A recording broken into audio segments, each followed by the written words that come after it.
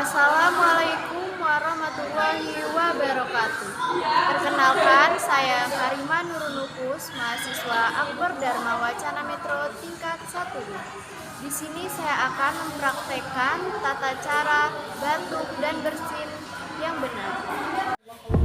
Yang pertama, tutup hidung dan mulut saat batuk atau bersin dengan lengan baju dalam.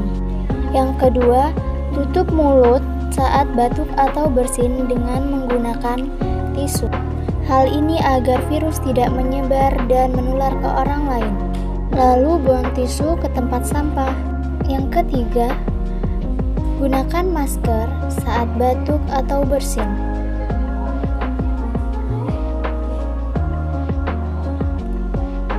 Lalu setelah itu, yang keempat, kita membersihkan tangan dengan air mengalir atau hand sanitizer.